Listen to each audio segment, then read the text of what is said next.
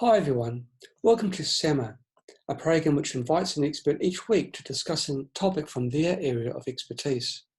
This week we are delighted to have Dr. Artour Rakhimov to teach us how to breathe correctly. Dr. Rakhimov is an alternative health educator and author. He is the world's leading inventor of breathing retraining methods and the developer of the Buteyko technique. He is internationally known for his work as a scientist, writer, and breathing trainer and teacher. He is a natural healthcare practitioner who has transformed thousands of lives over the past 12 years. Dr. Rakhimov is engaged in dispelling popular beliefs related to respiration and bringing innovations and knowledge into the mainstream of medicine, alternative health, and society. He is the inventor of the amazing DIY breathing device and the author of the world's largest website devoted to breathing retraining for real health through higher body oxygenation. Welcome to our show, Dr. Rakhimov. It's wonderful to have you with us. Thank you, John. Thank you for inviting me. Please tell us, why did you first decide to develop I always say that wrong, Buteyko technique? Well, you mean how I get involved? Yes, yes. Okay, yeah. Well, I get involved because of actually my health problems, which I developed about 22, 23 years ago. And I was looking for all type of solutions, and I had numerous infections, maybe many of them during the winter season when I was trying to go for cross-country skiing or running, you know, and I have done all my life a lot, having like competed at almost like professional level and being a member of two teams of the Moscow State University where I studied in Moscow. And so I developed chronic health problems related to like sinus was blocked, sleep quality was very poor. I could get like maybe 10, 11 hours of sleep and was like feeling very tired, and blood sugar control was awful. I had reactive hyperglycemia and reactive hypoglycemia. So you can imagine, like if you eat a meal, like almost ordinary meal, of course with carbohydrates, this is how most people eat, and you get very high blood sugar, then blood sugar gets very low, and you start get sweaty, shaking, and like feel like really abnormal. So having infections, as I mentioned, sinusitis, so all these kind of health problems tell me very clearly that like something is really wrong with my body. So I was looking for all type of solutions. I had many water fasts, like up to 7, 9, 11, I think 15 days. I had water fast, juice fast up to like 40 days. Lost like awful, like 20 kilograms. I'm quite slim, so losing 20 kilograms made me completely like skinny. So, and I tried many other things. It was late 90s, and I could not find like any answer. Like really was kind of frustrating to see that you cannot find what is going on. And then accidentally, like because I was at the time was virtually no internet. What I was doing, I would go to a library, and when I was already in Canada since 1994, and later became a Canadian citizen. So I could go to, like, let's say Toronto Public Library, University of Toronto libraries, and get books and study what I wanted, because internet did not exist in 90s, almost like virtually no internet yet. So I would get like a stack of books, you know, bring them home and read and see and what is to find. And I was doing later also the same, traveling in other countries, like going to libraries and so on. And once when I was in England, I got a book about Buteyko breathing method. So, and I read the book. It was Teresa Hale, Breathing Free, and Alexander Stalmatsky had the book Freedom from Asthma. So I read those books, and I found that it's actually something which made sense for me. I measured my control pulse. There is a simple DIY test how we can measure our breathing. So maybe I can tell about it later. And I discovered my results were very poor. I knew that I was breathing through the mouth a lot. I slept on the back at night. So I kind of violated many rules which they discovered, like Dr. Buteyko and doctors that he trained, which they discovered are extremely effective and beneficial and useful for restoration of health. So, and I started to follow like kind of the general ideas, recommendations which I could find. And it was already 2000 at this time, and there was already very early kind of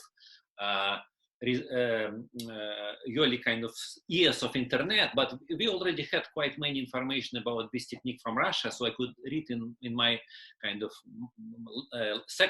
Russian is my second language, English is the third, so I could read in Russian easily, of course, all this literature. And since my mother worked almost all her life as a high-ranking medical doctor, teaching, training doctors as well, I could understand, of course, many concept ideas, and I started to apply on myself, and literally in 1 week time, I got more improvement than all previous years of trying and doing. I could start running, running, jogging, and fatigue disappeared very fast, infections and reactive hyper and hypoglycemia, both of them. So they're very, very, very light changes. So, and then I started like to look at what is going on in the Western world in relation to this technique. So I found these books, but, and I found communities of people, a group of practitioners, Buteyko support group, and I was starting to read, look, and then kind of, I started also to read Russian materials written by Dr. Buteyko himself and by his doctors, the clinical trials. So there are sites also, I believe there were already sites from Buteyko clinic in Moscow, in Voronezh, because there are other doctors who are still practicing the Buteyko technique back in Russia. And I discovered that kind of the information which is provided on the West, it's like too little, sometimes maybe it's a little bit different what the original sources say.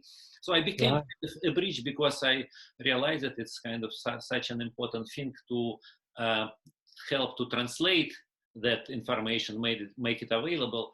And so I wrote a book for practitioners. Eventually it became book, Normal Breathing, The Key to Vital Health. And I updated it several times. So it became like from about 100 now up to about 350 pages. It's quite a big book, you can imagine, with a lot of physiology research, because I also later found that there is a huge amount of information in the Western world to support many general ideas of Dr. Buteyko, such as that people who are sick, and generally I'm talking about lifestyle diseases. So lifestyle disease we can define as like we are also called disease of civilization, or non-contagious diseases, as doctors call them. They account now for about 70% of mortality in the Western world. So about 70% of people die from disease. Again, like three main killers would be diabetes and complication, heart disease, cancer, and respiratory problems, which is asthma, COPD, and others. So these are four main killers, which is known like from statistics. And this is exactly where Buteyko method works really well, because like from the research of Soviet and Russian doctors, although in the West it's mostly emphasized its application for asthma. So, and on Russia we had, even like in Ukraine, we had a clinical trial done by a doctor, and this is a topic of one of my Amazon books called Doctors Who Cure Cancer. So I described this clinical trial where a doctor trained by Dr. Buteyko applied this method of how to reduce, slow down breathing towards the medical norm. And he managed to reduce mortality for early metastatic breast cancer by 6 times, which is 6 times, you can imagine, like it's very phenomenal results, because common results like for which prove usefulness of chemotherapy and radiation. This is why doctors apply chemotherapy, radiation when cancer becomes serious, especially metastatic. Common success rate, like common reduction of mortality would be somewhere about 5, 10, maybe 20% in a few trials. So that's enough reason for doctors to apply this technique. But breathing retraining managed to reduce mortality by about 85%. So 6 times it's like about 85%, which is like way, way better, of course, method. So, and cancer looks like totally different disease or health problem. For example, if we compare it with asthma, asthma is like respiratory condition, and cancer very different. So, but results are similar. And as I started to talk, like on the West, a lot of support, meaning that if we take measurements of automatic unconscious breathing in people with cancer, heart disease, asthma, diabetes, COPD, epilepsy, and very, very long list again of diseases of lifestyle, so-called, we can discover that actually all these people, and not 90% of these people, but 100% of all these mildly sick, moderately sick patients are going to have respiratory rates, like if we measure, for example, the minute ventilation, somewhere around 2-3 times above the norm. So we breathe much more air every minute.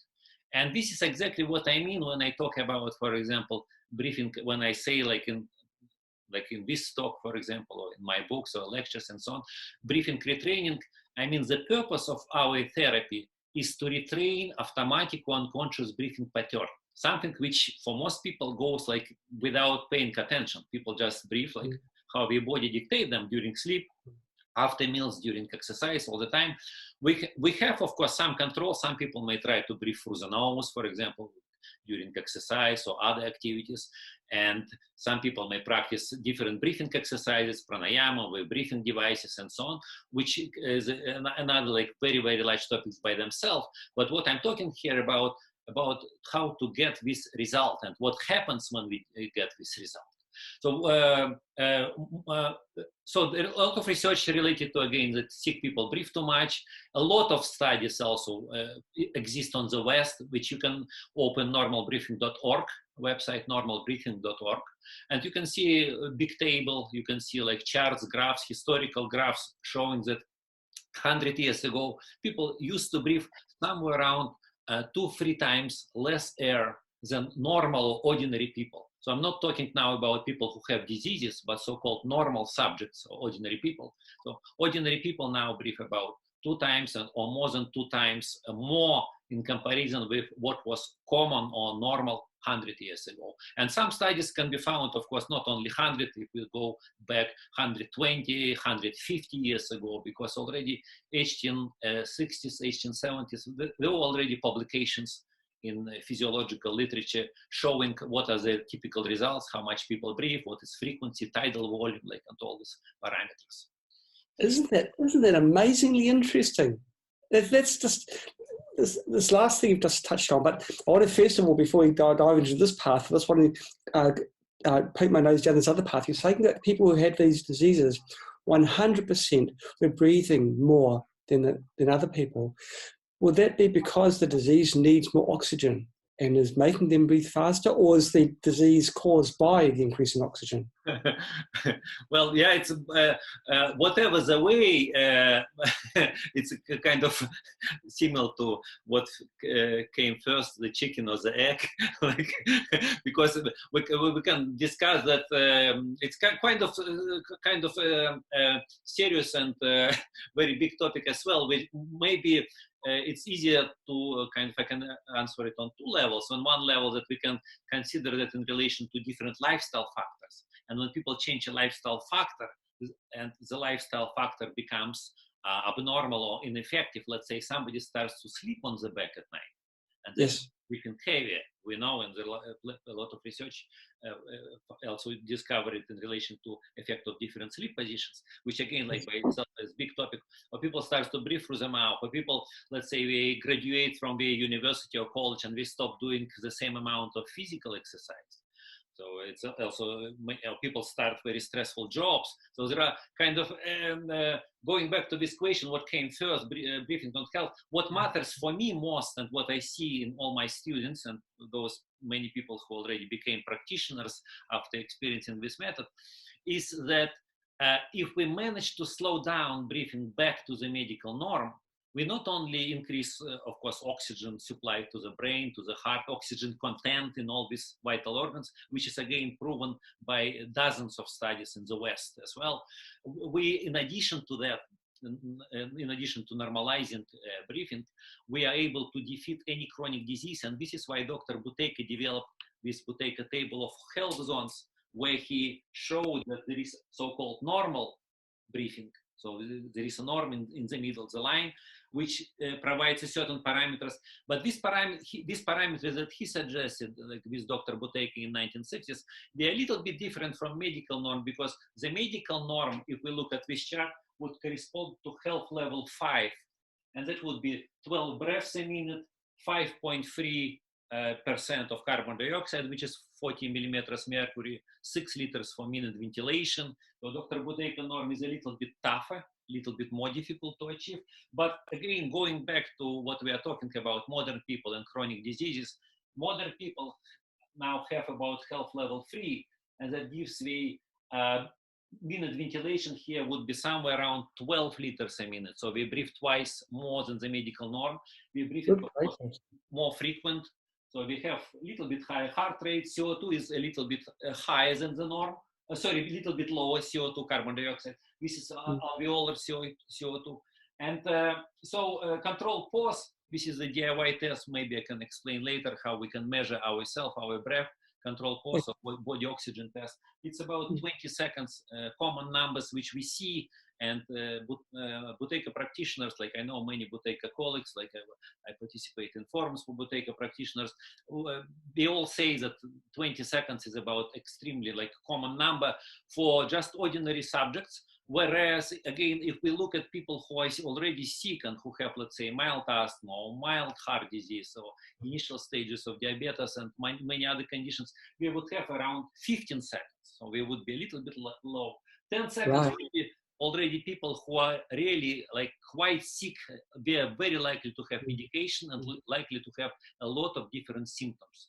And so when breathing gets down to so heavy that people breathe about 30 breaths a minute, and that's like kind of, they would complain about shortness of breath, the pulse, heart rate likely to be 100 or more, so breathing frequency more than 30 breaths a minute. And these are actually exact numbers which I found in so many studies, even in very recent studies done on COVID-19 or coronavirus infections, that actually during last stages when you have to consider the RDS, acute respiratory distress syndrome, and lungs get inflamed, and this is like kind of mortality is very high, like 40-50% of people are going to die just because of development of this inflammation in the lungs. What we write that actually we breathing frequency is more than 30 breaths a minute.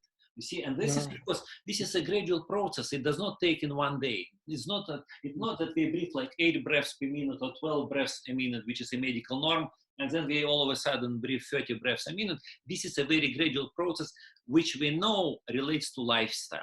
So that's why we call it lifestyle disease, and that's like why I believe breathing retraining is a technique which has a huge potential. And here we have different kind of methods, techniques within this method, because even, let's say, correctly done pranayama or Buteyko breathing, reduced breathing exercise, or let's say using the Frolov breathing device, which is very common. Like in Russia, we sold 2 million Frolov devices through pharmacies during this century, like during last decades. It's extremely common. There are close to, according to my estimates, at least like 600-700 medical doctors who advise to their patients to use the Frolov breathing device. We have like several companies which produce Frolov breathing device developed by military Colonel Frolov, who lived next to Buteyko virtually, who knew about CO2 and all this like effects. Also, very powerful methods exist altogether, and we have to select which techniques of them are more applicable, easier to apply, like easier to practice, easier to achieve better results for our students. They live next to each other. They always say that the best ideas come up in bars. So that was, I've met each other in a bar. Bev Roth has asked the question, this is coming to what I'm really bursting to ask you. You're saying that 100 years ago, people were breathing maybe 50% of the rate now. Bev makes the comment that the air quality 100 years ago may have been much better than it was today, and possibly the CO2 levels were reduced. Well, CO2 did not change much. People who study like carbon emission would tell you we had fluctuations of carbon dioxide, like much, way stronger due to other factors during like whatever time, like you can take thousands, millions of years and so on. But about quality of air, it is like I consider that as a very small factor in comparison with many other lifestyle changes that took place.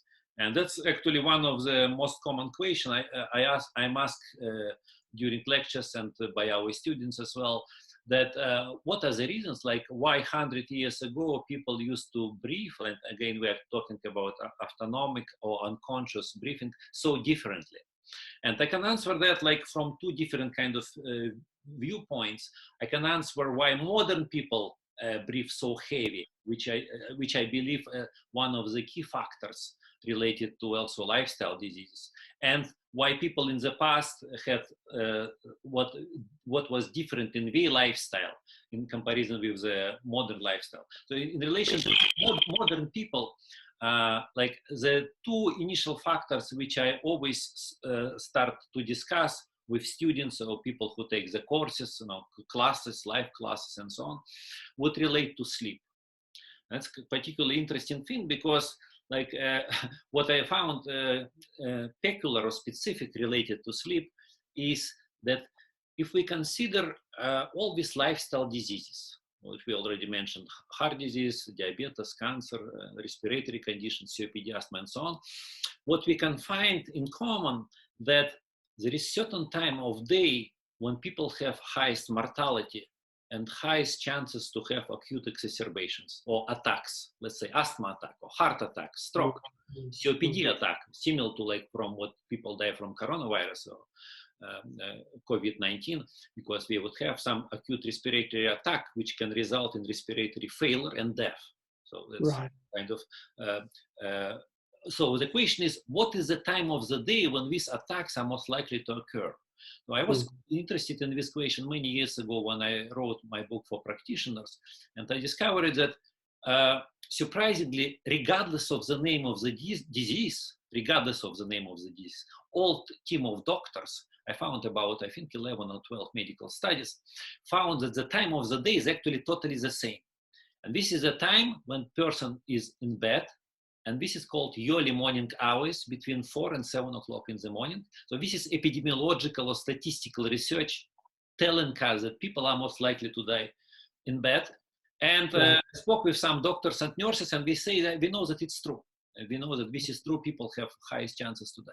Now here, like, raises the question. Okay, like people say, oh, you diet kind of is important factor, but people don't die after they eat. So we die during sleep at rest. So seems to be okay. That means like breath probably can play a more important role. Although diet, I know, is hugely important as well. So what happens here is that Dr. Buteyko discovered actually that there are two very simple and actually visible factor which you can go to the hospital ward, or if you like have relatives, you can come and look at them and you can realize literally within seconds if these factors are right or wrong. So and these two factors are related to, first of all, which I already mentioned, sleep position. So when people sleep on the back, they're able to breathe more air, and that causes kind of even further reduction of oxygen content in the brain, heart, and depending on genetics, depending on environment, what we eat and how our body is constructed, all organs and systems starts to suffer, but some of them will start to suffer more. And it can be brain, can be heart, and can be some other parts of the body. And then, of course, that's why people develop all these, again, heart attacks, asthma attacks, stroke, seizures due to epilepsy, and so on. So that happens because breathing is heaviest, we know statistically, and Dr. Buteyko, again, he was a manager of the respiratory laboratory for about 10 years in Novosibirsk. He was given a laboratory actually due to desire of Soviets to investigate breathing because of first spaceship missions. He was actually a spaceship doctor. So because he was, that's why he got like such exclusive conditions where he could buy any equipment anywhere in the world. He bought like some devices even from Japan, from United States to conduct measurements because it was for spaceship research. In 1964, first man was in space, and that was Yuri Gagarin, so we know it. And so Dr. Buteyko was again among those people like support personnel who made it possible. And so therefore, he discovered that actually when people sleep on the back, that is the worst sleeping positions. And later again, like when I myself did again research for Buteyko, for Western practitioners, and wrote my book in English, I found 26 or 27 Western studies where doctors again compared different sleep positions, left, right, supine on the back or prone, prone, like means face down on your chest. And all 27 studies came to the same conclusion, which even for me was surprising because conditions were very different. We never heard about breathing, about Buteyko. About half conditions were sleep related, which could be again like asthma, snoring, bruxism, sleep paralysis, sleep hallucinations, and so on. But we were like kind of very, very closely related to again like sleep apnea and so on, related to lifestyle disease. Many, of course, there were also lifestyle diseases in a way that all 27 studies, regardless again of the name of the disease and all different team of doctors, came to the same conclusion that supine sleep produce the worst effects on people. So, and that's why we would suggest that the best kind of way to sleep would be to avoid supine sleep. So that was factor number one. And second factor, which I already mentioned, like kind of want to mention here, would relate to which way of breathing we use. Is it nose breathing or mouth breathing? And what Dr. Buteyko discovered, that mouth breathing causes literally devastating effects. And by now we know that there are probably about 18 or 20 documented physiological negative effects of mouth breathing on the human body. And of course, it takes place regardless of the time when we do it. It can happen during sleep, or it can happen, for example, during physical exercise. I never knew about that before, of course, because when people exercise, and if you look at modern athletes, it's known from even some physiological studies that we did, like, let's say, during some races, we measure it cross-country races or medium distance races, up to 99.8% or more of athletes would breathe through the mouth. So it's like extremely rare for people to breathe through the nose. And it's like long topic, like if it relates to sport, I could explain how it works. But basically when people have heavy breathing at rest, they need to keep level of CO2 low during exercise. And this is why the breathing gets proportionally heavier during the exercise. So the heavier the exercise, the more air we need to ventilate. And that makes it impossible to breathe through the nose, because through the nose we get more resistance. And we also have increased dead space, so it helps us to have higher CO2 levels, plus many other, like nitric oxide and many other, again, like as I mentioned, 18-20 positive effects of nose breathing. So therefore what happened that mouth breathing is extremely common. If you have, like, again, relatives, friends, if you come at night to see how they breathe, what would be the most common picture in the very sick person? Sleeping on the back, breathing through the mouth.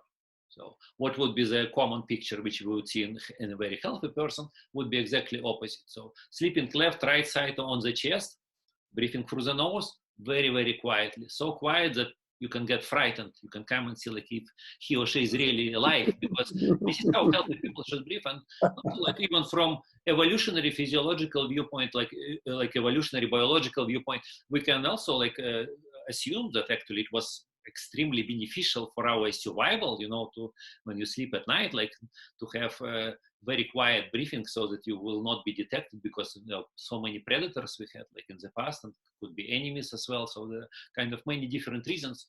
So that's two initial factors related to why modern people are so sick, and that's factors again which I start to teach during the course to people who want to change their breath. But talking about like why people in the past were healthier, the single most probably most kind of effective most useful factor was the large amount of physical exercise we had. So 100 years ago, almost no cars, no computers, no planes. So people would walk to their job. Most jobs were done like physical labor. So, and therefore, of course, it was common for people to get 8, 10, 12 hours or more of exercise when your body moves all the time. So your body is moving, and that means it's kind of equivalent maybe to walking, and a similar type of metabolism. And not only that, what is also known from facts that mouth breathing was not only uncommon and popular, but it was also like there is like kind of certain psychological attitude which is very different right now, because if you look at the word mouth breather, and if you open, for example, Urban Dictionary, or you open old, let's say like 50 or 70 years old Oxford Dictionary, you would write mouth breather, it's like equivalent to moron, imbecile, stupid person. So that was kind of perception of the past, and people were actually, I believe, much more observant. So we would realize that if somebody started to breathe through the mouth, like something is really not right with this person, and like something like bad is going to happen with, and that was probably a result of the experiences, like with people who start to breathe through the mouth. So that was perception, and so that's kind of answering the question why 100 years ago breath was so different. Right. They've asked another question. For someone that has intense coughing fits that they can't stop, and they go on for such a long period of time that they're painful and quite exhausting, would your breathing technique help for that, to reduce the coughing? Oh, absolutely, absolutely, yeah. We have videos on YouTube, at least 2 videos, which explain the breathing exercise, how to stop coughing in 2-3 minutes. But I know practically that for overwhelming majority of people, probably 80%, 90%, we can stop it in 2-3 minutes by what we need to do. We need to start and learn how to cough only through the nose. And that dramatically reduces tension and friction, which is created due to coughing. There are physiological studies which discovered that if we measure the velocity of air when we come through our airways, it can be as high as 100 kilometers an hour. So there is very high speed of air when we cough with such, again, vigor, applying our muscles, our respiratory muscles. Yeah. And the problem is dramatically exacerbated by the fact that coughing takes place due to the coughing reflex. And the most common reason, of course, people may cough, let's say, if there is some dust or some powder appeared in air, and if you inhale, you would feel a desire to cough. So this is how coughing reflex can be triggered. But in people who are sick, it's most commonly the result of infection or inflammation, which take place in airways. So, but what does it mean? Like when inflammation takes place in bronchi, bronchioles, inflamed cells, we are much larger because we have more water, but also the structural integrity or mechanical strength is much weaker. And that means, like, well, everybody knows when there is like inflammation, if you have a cut and you see redness, swelling. So similar effect takes place in the lungs. And these cells are very fragile. That means like this air, which we cough violently, is able to rupture the cells. So we can cause mechanical damage to our airways. And that exacerbates my coughing worse. So it's kind of become a self-perpetuating activity. Right. So therefore, like the first step is to cough through the nose. This is what we teach, and you can read probably hundreds of comments, like of experiences of people on YouTube as well, that cough through the nose. But in addition to that, you can also learn later how to cough while keeping your mouth and your nose closed. So actually, you don't have any additional air exchange, because coughing, in addition, is just one of the effects and also factors which exacerbate or make hyperventilation worse. So you breathe more air, and because of causing more damage to your own airways, people start to cough even more and we hyperventilate even more, and that further undermines the state of the immune system, because we now know that with, again, experience of thousands and thousands of people who learn the Buteyko Method and who practice other breathing retraining techniques, that if a person is able to get more than 20 seconds, and this is again like a little bit better result than most modern people have for the body oxygen test, then this desire to cough and infections will disappear very fast. So the same, it also relates similarly to infections in our upper airways, in sinuses. So when people have blocked nose, people have infections in their sinuses, nose can be blocked. We knew it again long ago that if these students are able to achieve over 20 seconds for the body oxygen test in the morning during daytime, then the nose becomes clear all the time.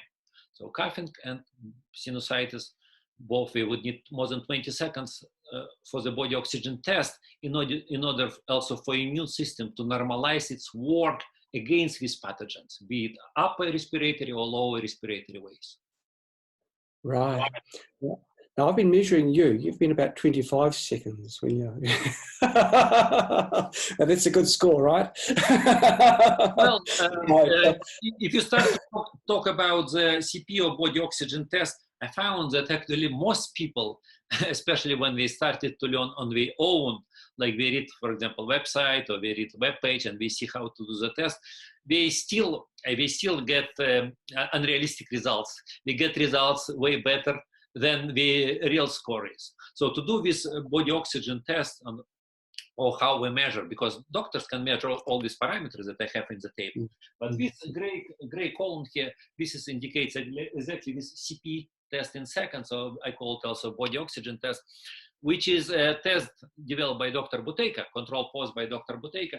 And this test requires two very important factors. So one important factor is that in order to do this, well, I can say probably even three important factors. One important factor is you don't manipulate with your breath. You don't take deeper breath, you don't take deep inhalation, or inhalation should be normal. The same as you do, let's say, right now while sitting. So it's very quiet, calm breathing we have when we sit.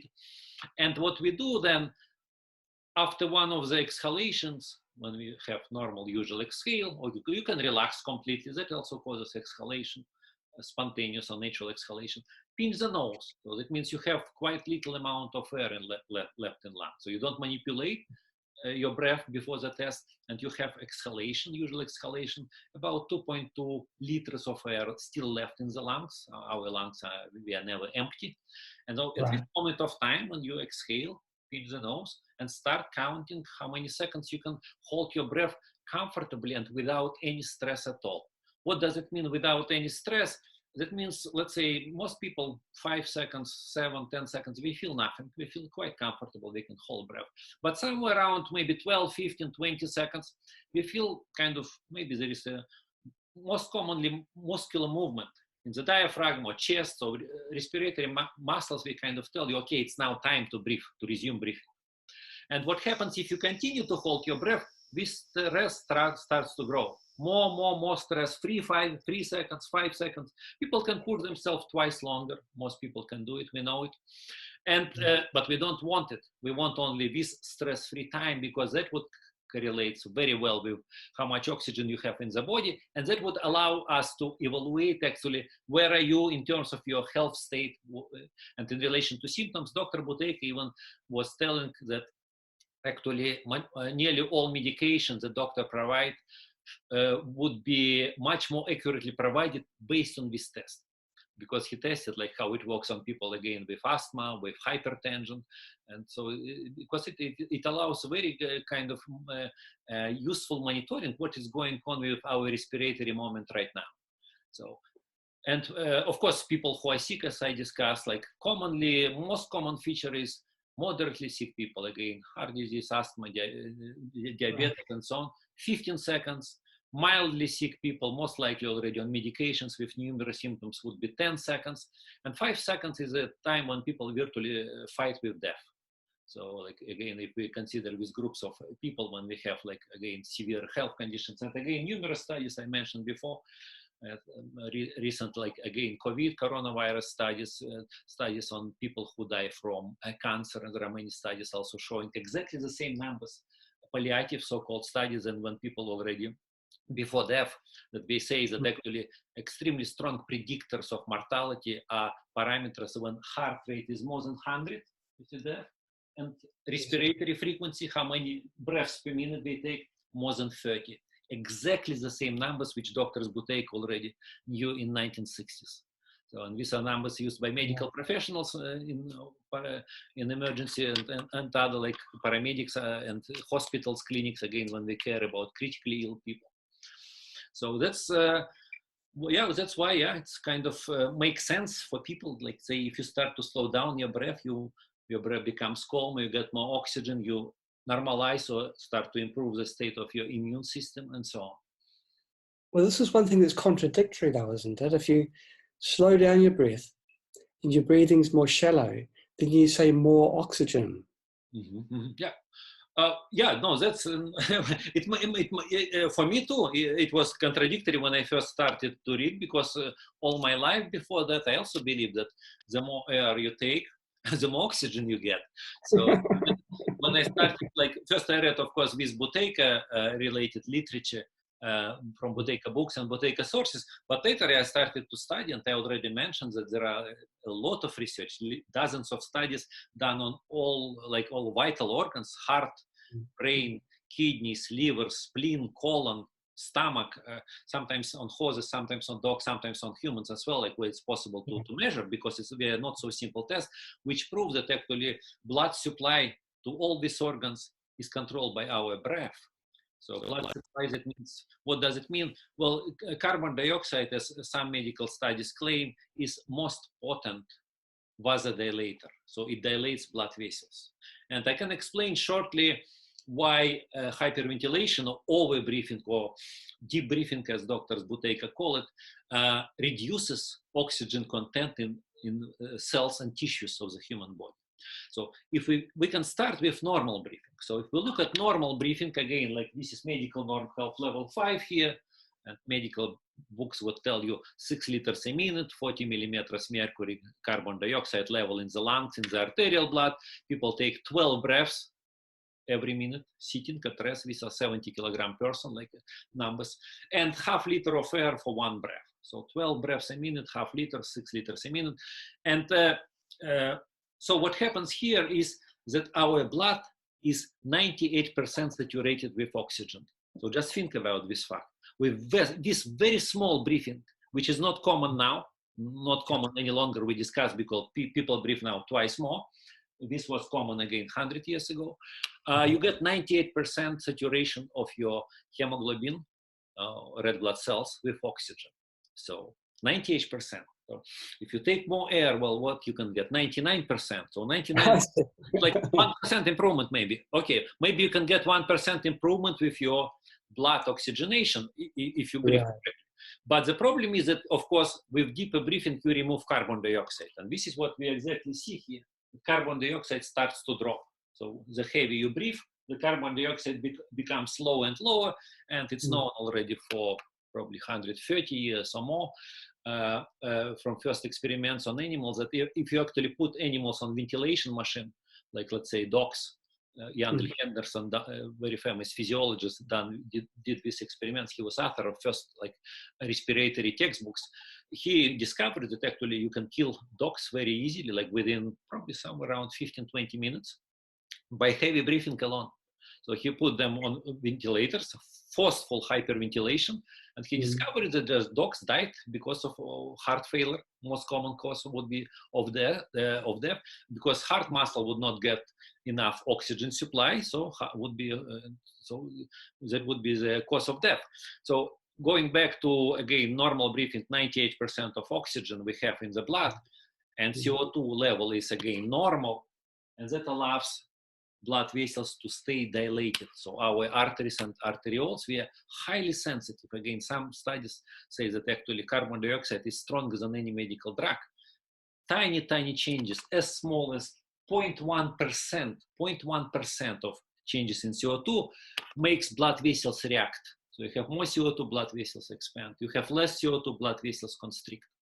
And therefore, if you start to hyperventilate or breathe more than the medical norm, our blood vessels constrict. So all vital organs, again, as it is proven by medical and physiological studies, get reduced blood supply due to hyperventilation. Now, that's kind of medical fact, but if we think from practical viewpoint, what is going to happen with a person? Like imagine somebody else start to breathe really heavy, what I'm showing now probably would be somewhere around 120, 150 liters a minute. So we breathe, of course, way, way above the norm. So what is going to happen in this case? Well, it's known that people, in 1-2 minutes, most people get very dizzy, and many people are able to faint, pass out. So why people faint? If you get more and more oxygen, you should become smarter and smarter. What is the problem? Well, the problem is that as we discussed, that carbon dioxide gets way below the norm. And each Right. 0.1% tiny change in CO2 has constriction of blood vessels. So the more you breathe, blood vessels more and more constricted. So people actually faint or pass out because the carotid artery constricts, and that provides supply for the whole brain. And that means that brain gets insufficient supply of nutrients, whatever, glucose if you're ordinary carb diet, or ketones if you use some special diets, and oxygen. So these crucial nutrients are reduced, supply of crucial nutrients to the brain. And of course, as a physiological protective mechanism like created by our evolution, the brain decides like to shut down certain areas to preserve function of other areas. For example, function which coordinates control of heart, control of our respiration, some other vital functions. But conscious brain, which is like 40% of known like frontal part of the brain, cannot function any longer. And this is why we faint, because we cannot think any longer because there is no energy supply, no energy, no oxygen. So this is why we faint. It's like smart physiological response because it helps to preserve the life. So we don't need to feel, but let us take care. This is what brain thinks. Let us take care of all other important functions. So this is why people faint. And the question is so common that the very first image that we have on the homepage of normalbreathing.org, in the very top, there are two brains there. One brain is like a sun shining with a lot of oxygen. It's like done with different colors. And after 1 minute of hyperventilation, you see that the same brain gets about twice less content of oxygen because of hyperventilation. And the effect again proven again, heart, kidneys, liver, spleen, like all vital organs get reduced blood supply, reduced oxygen supply. But the problem here is, of course, here we kind of consider it extremes. Normal breathing, then forceful, strong hyperventilation, twice drop in oxygen, which is dramatic, of course, very strong. Unfortunately, the problem here is that sick people, they can hyperventilate mildly, 2 times a norm, 3 times a norm. And most people would say like, hey, there is nothing wrong. Like, why? Because again, as I mentioned, during exercise, we can puff out, in and out, 120, 150 liters a minute. So therefore, when people breathe twice the norm, which is 12 liters a minute, or 3 times the norm, 18 liters a minute, we say, well, like, there seems to be nothing wrong with my breath. So we breathe twice or 3 times the norm. And it's kind of, a hidden condition in a way. We may say in the way that this is hidden hyperventilation. But again, as soon as we do measurements or people do the body oxygen test, we realize that actually the body oxygenation, instead of, again, normal would be around 40 seconds. And here again, we have a lot of research from the past. I have many studies done, like let's say 1920s, 1930s, long time ago, 100 years ago, which say that ordinary people used to have somewhere around 40, 45, 50 seconds for this body oxygen test. Whereas again, now 20 seconds is norm for ordinary people, and people who are sick, the sicker we are, the less the number becomes. Right, right. A lot of the people that are watching us now will be in self-quarantine. They'll be inside their homes, and they'll be worried about the lives of their family and loved ones. Can this breathing technique help them? Should they succumb to the virus? Will it help them with their breathing? Well, yeah, that's I myself, of course, like because I work in health, and so all my books are written about breathing. Looked at this question, look what we get, and kind of also like kind of became one of the urgent projects for me as well. And what I believe right now that, and what we know again from medical statistic, that first of all, this virus is probably even not as bad as the virus that we had 100 years ago. Because 100 years ago, we had a virus which killed somewhere around maybe 20, 30 million people in Europe. And the mortality rate for this virus was very high, somewhere around like 10% or more. So at least it was twice more lethal in the past. I'm talking about flu, which was in addition, was kind of very different that this type of virus that we had 100 years ago killed a lot of very young and healthy people. So people who are Right. totally healthy, and somehow many like children and many older people were not affected, even though they were infected, definitely.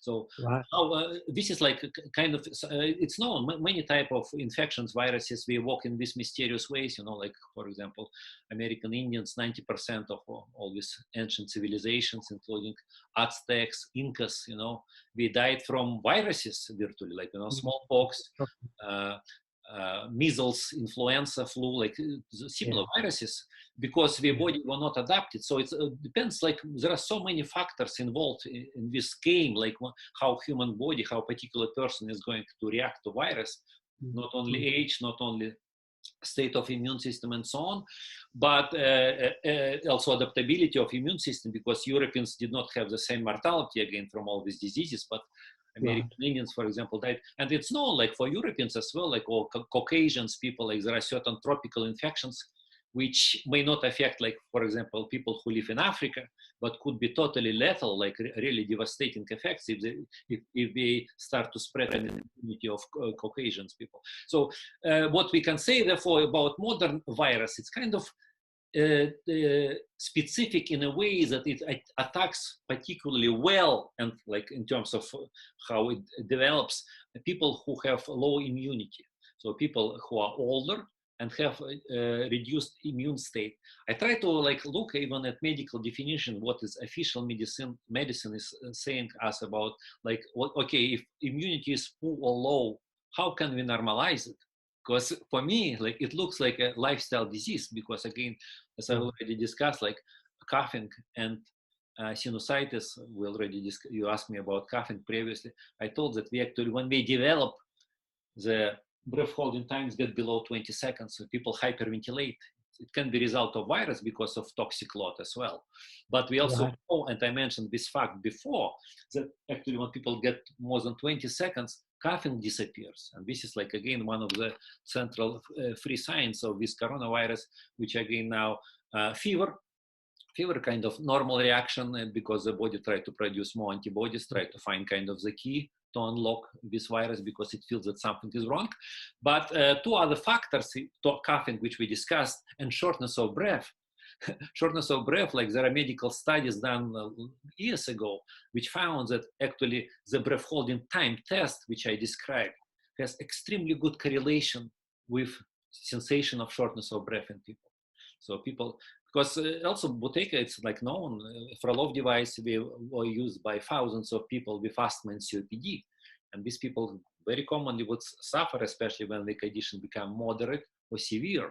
So when we get more problems, we have more shortness of breath, we can go upstairs, or we can just walk on a plane surface long distance, and we feel breathlessness. We feel that we need more air, and we need maybe to open mouth, you know, or whatever. Like we feel that the body does not react in a normal way to the same conditions which we had in the past. So therefore, like what happens here is that I believe that we have now an infection which in a way very similar to lifestyle disease, because poor immunity, in my view, relates to people who particularly have less than 20 seconds for the body oxygen test.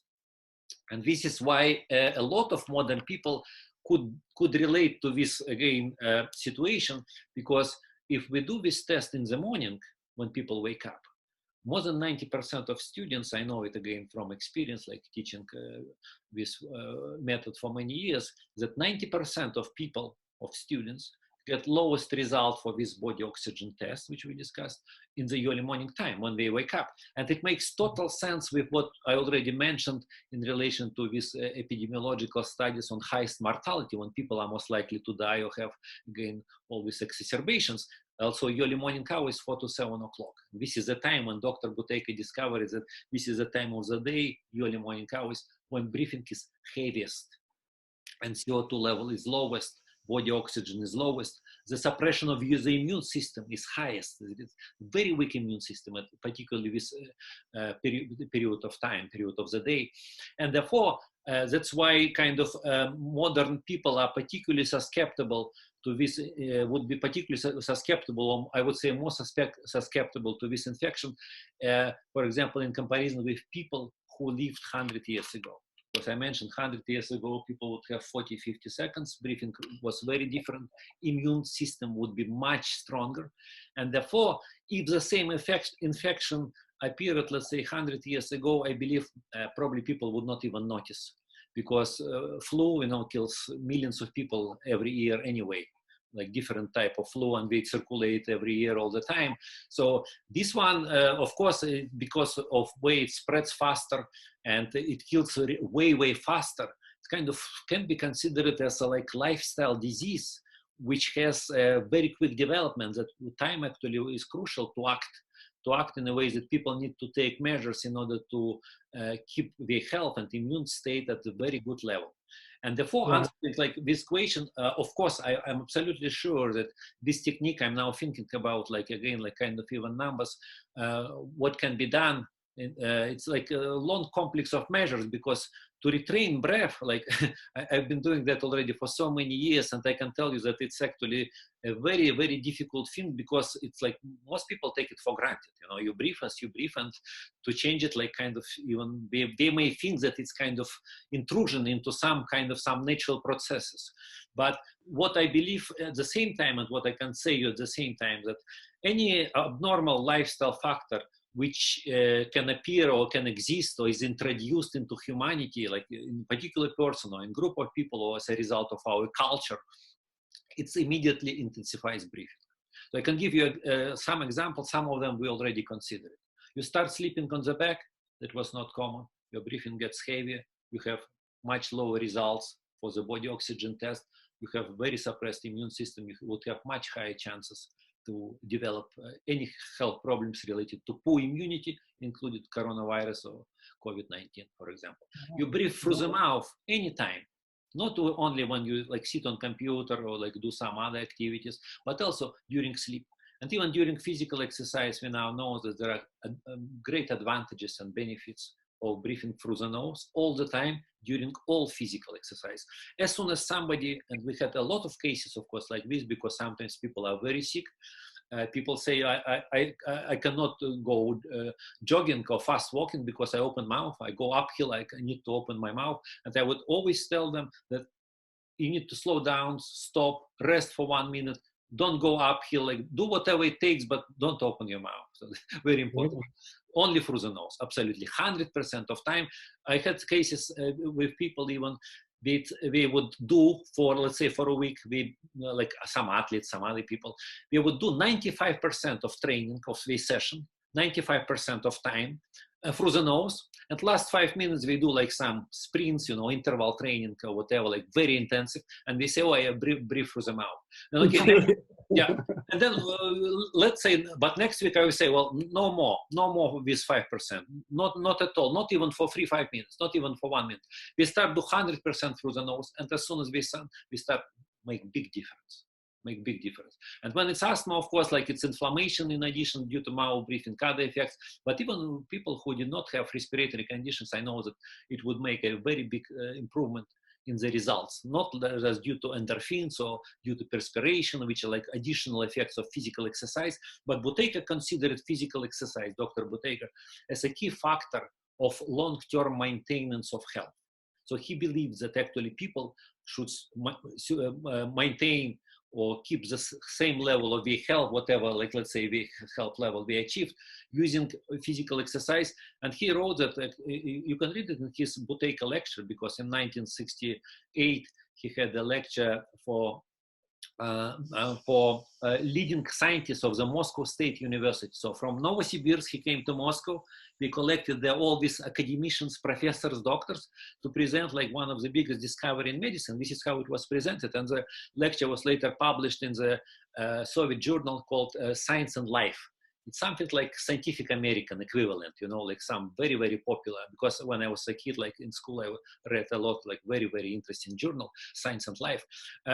So this lecture, in his lecture, he told that people actually require for maintenance of good health somewhere around 4 or 5 hours of physical exercise daily with perspiration. So that would help to defeat chronic diseases. That was his opinion. What I hear from modern people, and what I know, of course, from, again, like from our students, that when people have poor health, when they are around 20 seconds or less physical exercise is hard. It's a chore, it's a burden. You need to kind of motivate, okay, now I need to like whatever, put shoes, like dress up, go for physical exercise. And this is true, makes sense. What I found at the same time that when the same person gets up to health level 4, and this is 30 seconds for this test in the morning, it's very, very different. It would be way, way less complaints, almost rare. And if some people go further, and we have many students and many practitioners whom I train who get up to level 50, 60 seconds, and 60 seconds again is Dr. Buteyko norm, people start to crave physical exercise. They like it. They enjoy physical exercise. They feel it as a normal physiological state, like it's not difficult at all for them to exercise. And that also, I had totally the same experience myself, because when I started this journey, I had about 10 seconds. Like when I did first measurements, I don't remember, 8, 9, 10 seconds, like first days. I knew my breath was very heavy as well. And exercise was like, I knew was way, way more difficult to do. And it's true, like with getting up to 40, 50, 60 seconds, it's huge difference in humans' kind of perception, desire to exercise. In addition to that, what we discovered and what I again seen in many people, that duration of sleep starts to shorten. So, for example, with 30 seconds for the body oxygen test, I found that virtually all students sleep about 6.5 hours without restrictions of their sleep. And if they get even bigger numbers, up to 50, 60 seconds, it's common to have 4, rarely, very few cases would sleep 5 hours. Again, naturally, without trying. And that, of course, gives you a lot of free time, because if you have more time, you would be also more willing to do more exercise. But to achieve this result is very difficult. I can give you kind of an idea why it is so difficult to achieve this result. Buteyko method had numerous Western clinical trials. You can find 6 randomized, controlled, very large trials. I have it on the website, done like in Australia, New Zealand, UK, like different countries, on the Buteyko technique for asthma. Okay, for asthma. And as we discussed, asthmatics, when they start, we have about 15 seconds for this test. So 15 seconds. Now, in these trials, we practiced for about 40, 60 minutes a day, breathing exercises, and we did some other changes, like taping mouth at night. We did mouth breathing, prevention of supine sleep, physical exercise. We don't specify, but I would expect they would do more physical exercise, and of course with nose breathing only. So in the period of 3 to 6 months, they get improvement from 15 up to 25. Okay. And that already allowed them to reduce medication by about 90%.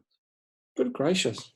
It's a very strong result, but again, looking at the Buteyko table of health zones from 15 to 25, it's like a speck in the universe. I can imagine. I imagine the next step up. Yeah, yeah. It's definitely a step, but you can of course see that there is way more hidden in the Buteyko table of health zones. Some Russians claimed, like Dr. Buteyko and some other, we would say actually like somewhere around, when people get 90 seconds on high, they had some like very weird effects. Like it seems to be like pineal gland can be activated. People like get extrasensory perception. They can feel others. They can see auras around people, like all various other things, which I just myself, like, it seems to be like with whatever, very few cases I know, it seems to be that this is true, but kind of it's so little known, and it is so kind of challenging to get to this state that it's, and people start to sleep 3 hours, their digestive abilities improve dramatically, like there are many other additional changes. But what we also know kind of from other sources, like Dr. Buteyko himself, he had breath holding time up to about 2.5, 3 minutes. So that's very, very top of super health. Like, really? 3 minutes. Imagine exhale, like on exhale without stress, holding breath for 3 minutes. That's of course like phenomenal results. But what I found interesting, these numbers actually completely corresponds to results of if you find very old books written by yoga masters, or people who travel to India, who train there, like 1920s, 30s, 40s, you can find that they actually would provide you very similar facts we would tell you that like we would have breath holding time, like let's say Theos Bernard, Hatha Yoga, wrote one of the books, one of them. He would write like, it's a normal test of my breath holding abilities. After I think after usual inhalation, he was able to hold breath easily for 5 minutes after training on Hatha Yoga, of course, in India. So, and you can also find the statements that actually yogi would normally sleep about 2 hours naturally, the same number as Dr. Buteyko had himself by breathing retraining. And he himself actually had a keen interest in yoga. He studied yoga a lot. And in Russia, it was quite good literature. We had a lot of people actually traveling and describing yoga. Where he wrote that actually yoga, we achieve the same result, just we use a little different system, a little different method. But the way you arrive, and it relates to breathing retraining. And that's why, like one of my, again, Amazon books is called Yoga Benefits Are in Breathing Less.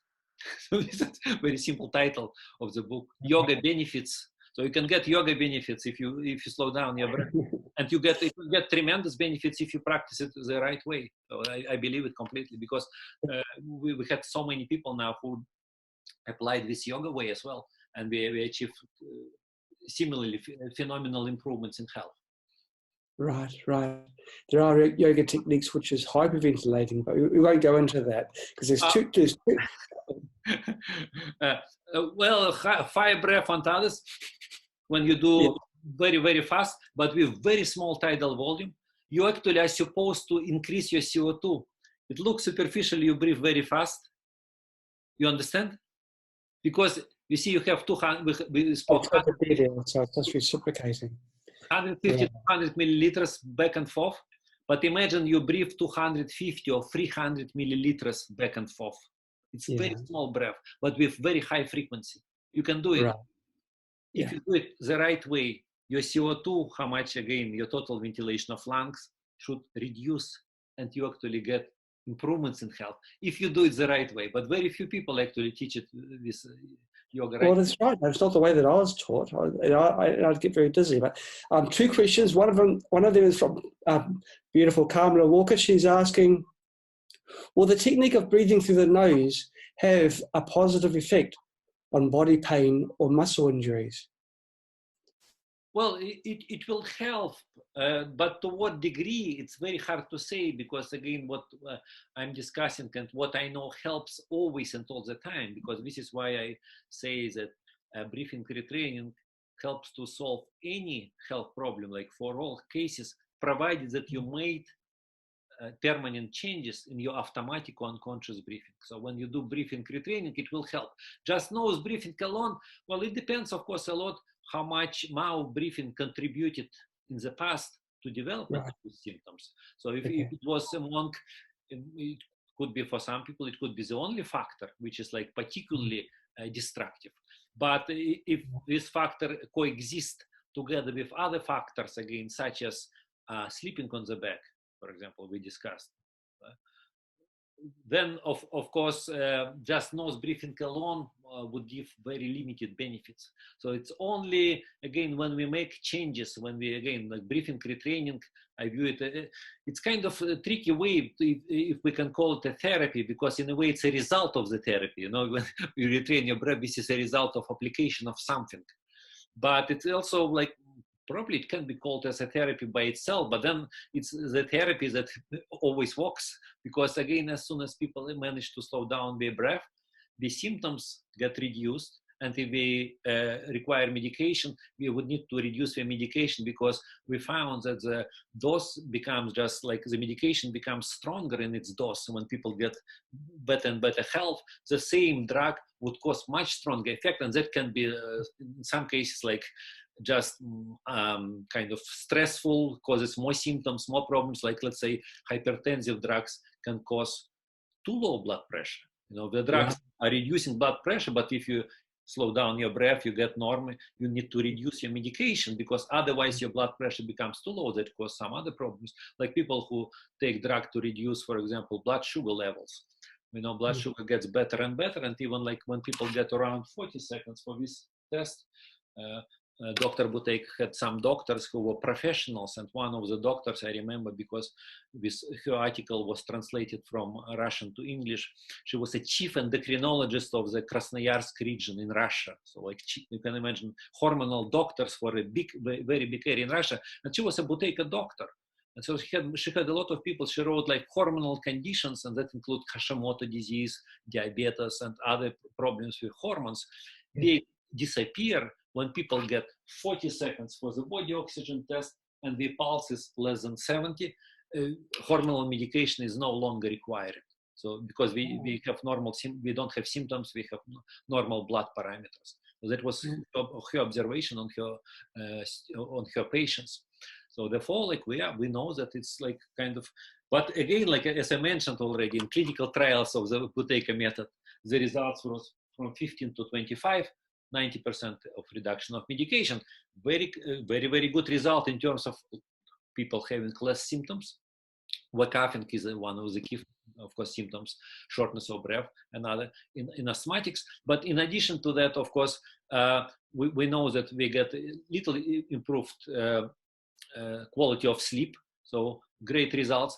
As I mentioned before, this is small part. I can also mention that, for example, I know that Western Buteyko practitioners, they have this approach which allows easy application of the Buteyko method for asthmatics, for example. But at the same time, if we want to achieve better results, people need to go even further. Like, for example, in Russian clinical trials, what I found, because in Russia we had very good results, as I mentioned, like in Soviet Union, Ukrainian trial on cancer, I already mentioned, 6 times less in mortality. People practiced about between 2 and 3 hours of breathing exercises per day. So you can imagine it's way, way more. And to get up to 50, 60 seconds, and this is like, again, how I teach some of the students who have this time, this motivation, and practitioners as well. It also takes about 2-3 hours of breathing exercises a day. And the level of physical activity also needs to be very, very high, because to achieve this level, it takes, of course, not only like quite long time, but also a level somewhere around 2-3 hours of quite intensive exercise. Like, let's say you start jogging every day, would be required for people to achieve this level. But again, once we achieve it there, it's easy for them to keep it there. So it's hard to achieve that. Because of that, I believe that it's not only therapy that it always works. It would be like, then we can also say that this is the most challenging therapy. Because otherwise, like, everybody would do it, if it like take some pill or some supplement, or you do some simple therapy and it works so well, everybody would do it. But this therapy is extremely challenging. I view it in a way, like, because I know, of course, how people practice other therapies. Like, I know that a lot of people practice meditation. And I know that most serious meditation students may spend like 2 hours a day on meditation. So it's actually comparable. And meditation, it's known when you get in alpha state, when you calm down your like analytical mind, or like these voices in the head disappear, your breath actually is reduced dramatically. It's extremely useful breathing exercise by itself, just by itself. You're saying that the benefits of meditation are because your breathing slows down when you're in the meditative state. Absolutely. This is how, yes, we know it. And there are studies on Buddhist monks showing that actually Buddhist monks, they go into state of extreme hypoventilation when they get into this state. Extreme hypoventilation. So we breathe nearly nothing.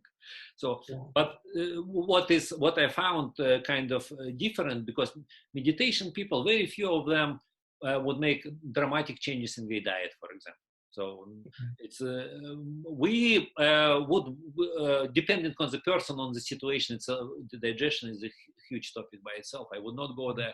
But what I can say in addition to that, so it's not only 2 hours like doing these practices, like sitting down and slowing down your breath with meditation again, or some techniques like reduced breathing or pranayama. Pranayama also it's mindfulness exercise. You count your breath, in out. You focus on, you go within. Basically, if you practice it correctly, you try to kind of to reduce all type of sensory information, you know, you go within, like, oh, it has all this factorness of mindfulness or metacognition. But in addition to that, see, like our students need to do physical exercise. And without physical exercise, I know results are very limited. Like if somebody does only 30 minutes per day, or let's say even 1 hour a day, if it's young people, for younger people, like, or let's say 20s, 30s, they cannot get even 20 seconds for the result with 1 hour of exercise per day. We need more than 1 hour of exercise per day to start growing to get 30, 40 and upper numbers. And that makes it very challenging. That's why, like on the West, I know overwhelming majority of practitioners, we would be somewhere again at between 20 and 30, which is health level 3. But Dr. Buteyko, when he developed this method, what he discovered, and in a way, I would agree that the idea, it makes sense, that if a teacher achieved certain level, his students are very unlikely to go, or her students unlikely go above this level. You understand? Yeah, like this is how. That's why Dr. Buteyko, when he developed method in 60s, and he trained about 200 doctors, mostly in Siberia, in 60s and 70s, he suggested that 60 seconds should be a norm. And in my view, probably majority of doctors, because it was like kind of discussed, and I read a lot of complaints from doctors actually that it's a very too hard. It's too hard to achieve. No, it's true. I know we had other doctors who had 2 and 3, even 3 minutes for this test. Wow. And 2-3 hours of sleep, naturally, like all these effects, what takes place. But we had many others who get 60 seconds. So of course, phenomenal results in terms of like doctors themselves, Yes. and showing that actually it's health which is not only based on breath, but also based on crucial importance of correctly done physical exercise. So again, physical exercise with nose breathing on. So it makes it kind of way different from, again, like other alternative health doctors, because again, saying that physical exercise actually was the key factor which made people 100 years ago way healthier, again, in terms of these like lifestyle diseases. Mortality was, of course, way high, and life expectancy was way low, but it was mostly, let's say, infections, injuries, wars, like contagious diseases, and so that would account for most mortality. So people were dying in a way like they were healthy, like could do like exercise, do some labor work, you know, be useful members of their families or their communities, and then 1, 2, 3 days we would die. That's it. And these days, of course, we have very different system when people literally like for many years we are like supported on the state of very poor, fragile health, and that makes of course like different, and that also kind of produces kind of favorable conditions for this SARS like virus type, COVID virus, coronavirus to spread. So particularly again for people who are old and have poor immune system. But again, if these people start to apply these sensible rules, and if medical people get more involved in terms of promotion, like lifestyle, which allows much stronger state of the immune system, then of course, like the effects of current pandemic would be like the effect of this virus, even if it spreads like throughout the continents and countries, would be way less. I believe with even application of this method, it should be possible to reduce mortality probably by a factor. Like it's hard to tell because it's kind of, it looks like a lifestyle disease and has a lot of similarities, as I mentioned, like before we had a chat that with such conditions as bronchiectasis, you know, like cystic fibrosis, who develop thick mucus as well in lungs, like with Chinese doctors pointed out about coronavirus, and acute respiratory distress syndrome or inflammation of the whole lungs leads quickly to the like worsening of the state, and mortality is very high when this takes place. But that again like kind of has huge similarities, although again like it's a bit difficult to tell exactly, but my expectations would be it can be easily by factors of 3, 5 or maybe even 10 times reduction in mortality if people who already get infected would start to use the system which breathing retraining, which I teach and promote. That would include something like 2 hours of breathing exercise, physical exercise for those who are able to walk, and breathe Yes. through the nose, because not all people we know, like people like with COPD, emphysema, and other conditions, when the lungs, depending on the damage to the lungs, would be the main factor which limits the ability to exercise. Right. So if we start to doing physical exercise, if we manage to, if we make drastic changes, because from even medical research, it is now known that certain diets allows dramatic improvements in inflammatory markers. So to reduce inflammation like in coronavirus people does not appear out of nowhere, because this is what like kind of makes me frown maybe in a way when I see comments of doctors. They say, oh, we don't know why this ARDS or lung inflammation appeared. Well, the body should have like initial conditions for inflammation to appear. Inflammatory markers are already elevated. And when we say also in addition that all people like with pre-existing conditions, and we start to list again, heart disease, hypertension, diabetes, asthma, COPD, respiratory conditions, and patients with cancer. There are a lot of research saying that, especially if they get chemotherapy and radiation, they already additionally immunosuppressant. Yeah. Therefore, we list like 4 main killers, with 4 killers of modern civilization, main killers like disease of lifestyle, and they say like we don't know how to manage, but there is research done by diet alone, and that relates to again very low carb, carnivore, or PKD, Paleolithic ketogenic doctors developed by Hungarian doctors from paleomedicine, which is extremely effective way to reduce inflammation in the body, because we have such phenomenal cases on glioblastomas, Crohn's disease, colon cancer, so severe arthritis. So there are a list of extremely difficult conditions which are very, very difficult to manage. I know even with breathing retraining, and we have such really amazing results with application of, again, carnivore diet or nearly carnivore, like when we have zero carb or very low carb diets applied on patients with different conditions. Plus, of course, many other lifestyle factors, which, again, like such as nose breathing, don't sleep on the back. So medicine, in a way, like this is like kind of an idea I got quite recently, is that it's what is kind of a big problem with medicine. Well, maybe 2 problems I see as a huge limitation for application of medicine, like why we are quite ineffective with dealing with chronic disease. Because again, in relation to acute states, like when people really have trauma or some surgeries urgently required, you know, brain surgery or heart surgery, it's like phenomenal, amazing results are achieved in these areas. But in terms of care about long-term care about chronic diseases, this is where medicine suffers. And I believe 2 big kind of challenges in medicine and factors that restrict its success are, first of all, a huge reliance on drugs, on medication, one of them. And another part, it's actually not even, I don't think it's a fault of medicine. It's whole our culture is based on the idea of comfort. Comfort means like you just feel yourself, need to feel comfortable. Means, well, you don't have energy today for physical exercise, well, just don't do it because you don't have energy. So doctors would say the same. Well, you're tired, we would put you in the bed. We say, lie more, you need to get more sleep, you get more rest. And Dr. Buteyko, we would teach the other way around. If people really serious, we would teach them, and they hyperventilate at night, and we know that we have highest mortality, you know, when they wake up.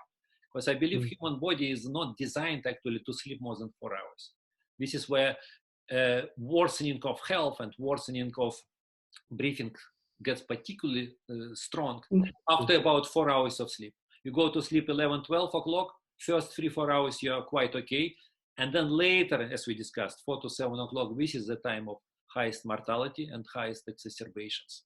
So modern medicine will teach you sleep longer, and we would teach opposite, sleep less, you have to kind of struggle for your health. So modern medicine start tired, don't exercise. We say no, breathe, walk as long as possible, but with nose breathing. So very different approach. Food, doctors say, well, you eat as much as you like. We say no, probably it would be healthy if you're able to. If you don't need extra food, very dangerous to eat extra, to eat more. So when people with even coronavirus, how we care, people say, well, it's now, my breathing is heavy, I feel like it's difficult to breathe. The doctors, what we say, don't worry, we put it on ventilator, we make a machine to breathe for you. So you see, like it's all kind of directed in a way of creating comfort. And why? Well, because our culture is all about it. So like the whole idea, this is how Buteyko, also Dr. Buteyko, criticized our whole civilization, kind of foundation of our, like, what is a paradise? What is a paradise? A lot of food, nothing to do. So you can rest, you can eat a lot, you don't need to do any physical exercise, lie on your back. It's very warm conditions. Dr. Buteyko was teaching, when you get 20 seconds high, start to use cold shower. It's almost Wim Hof method. Very cold. I have a video, Dr. Buteyko himself, winter time, he takes his sweater, puts snow around him and lies down in the snow. This is like what we were teaching in Siberia, like Siberian doctors, we would write, what is the ideal? You take a 2 baskets of ice cold water, pour it on yourself, go running barefoot. That's healthy. Right. That of course depends, like, because if you are sick enough, you would not be able. We have, of course, certain kind of preliminary requirements or contraindications, like certain people of course cannot do, and most people who are sick, we will not be able. But as soon as we achieve certain level of health, again, like, let's say when we teach, for example, to start jogging or running, more than 20 seconds, because with less 20 seconds, very few people are able to jog or run and breathe through the nose. We cannot do it. So we need to achieve certain level of health in order to start this activity. And it's hard when we start it. So, but we don't care that it's hard. We don't care that, again, the pillars of our civilization is comfort and rest. So getting kind of more food, less exercise, and so on. When people start to use cold shower or like dousing with ice cold water or swimming even, you know, in the lake and winter time and so on, when they get more than 20 seconds, because we know at this level the immune system is way stronger. And then people are able to do it if we do it the correct way, and they get even stronger, then they can progress. So that's how the technique works. Well, for a technique that requires such strong willpower, it's hard to imagine that it was developed inside a bar in a pub between two neighbours. Am I painting a picture that's not quite there? Well, it's getting close to the end of the summer. I'd love to ask you, where can people find out more? Well, websites. Do you have any channels on YouTube or something so they can have? Of course, yeah. We have. I have 10 books on Amazon, so we are kind of, some of them related to specific conditions, but some of them, yeah, you can see what the books are about. And we have a YouTube channel with more than 200 videos. So we have quite a lot of information. We are quite a lot. Of course, these are usually initial steps, like how people are able to unblock their nose, stop coughing, relieve constipation, so kind of different. But of course, many conditions also discussed. We have videos even like on diabetes, cancer, like other serious conditions. Now, normalbreathing.org has more than 500 pages. I believe it's the largest site in the world which devoted to breathing retraining, how to change our breath from, again, one way that we have, let's say somebody has, to a certain way which provides relief from symptoms, from medication, from health problems.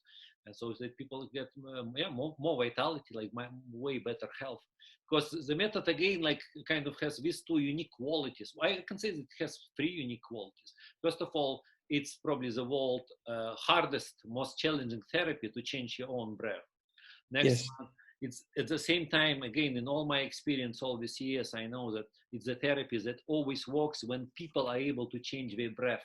There are very rare exceptions, probably of the order of maybe 1-2%, depending on which methods people apply, because sometimes people can improve their results for breath holding time test, but with improvements of their breath holding time, their pulse remains too high. So few people kind of, because of the wrong application of like doing breathing exercises which are not suitable for them, or doing maybe too much or too intensive, like various factors are involved, people can kind of deviate from this path because it's not exactly a linear relationship.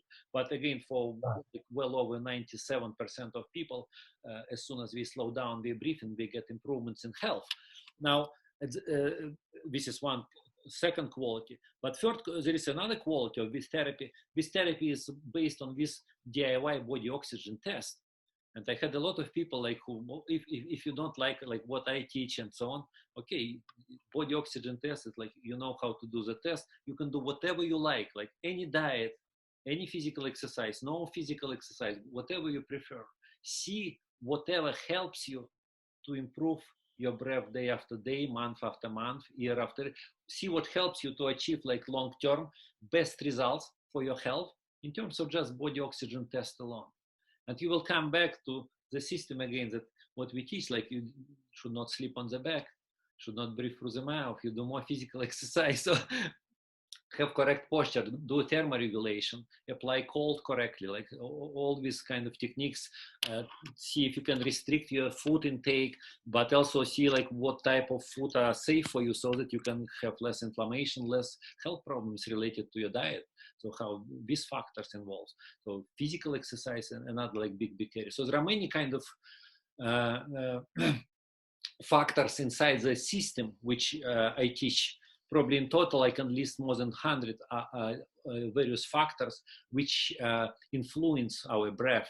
And many of them we mentioned, but there are so many others, like there are big area which we call focal infections, you know, cavities in teeth, athlete's feet, or feet mycosis, or root canals, or people who have dead tonsils, you know, tonsils which were cut during childhood, like by doctors, but for whatever, or the tonsils which died, like when people had a lot of infections, inflammations during childhood, the tonsils shrunk, and they became infected tissue. So although they are almost invisible, they can cause huge health problems. So there are kind of various specific problems as well, which people may experience. And sometimes they can play a crucial role, very significant role in terms of blocking their progress.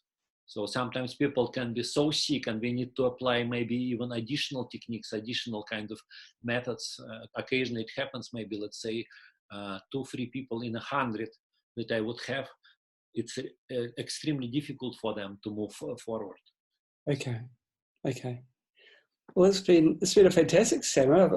I've learned a terrific lot. It's been just non-stop information, and obviously there's so much to learn.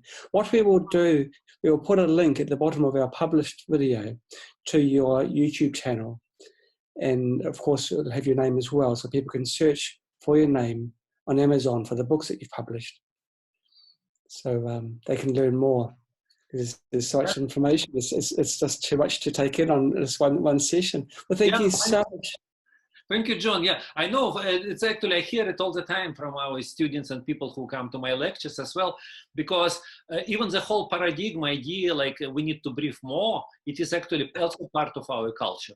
And this is what Dr. Buteyko criticized a lot, because like he, in Russian, he would say that actually the whole idea of deep breathing, because he criticized deep breathing idea, concept itself, because, and I realized that it's true that most people imply when we say, okay, what is deep breathing?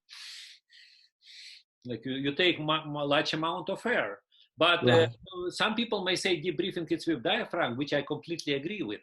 So it's a medical fact that 80-90% of job, like when people have normal breathing, should be done with the diaphragm, and only 10-20% with lower rib cage, little bit expanding. So rib cage participates very little in breathing at rest or during sleep, for example. So this is how it should be.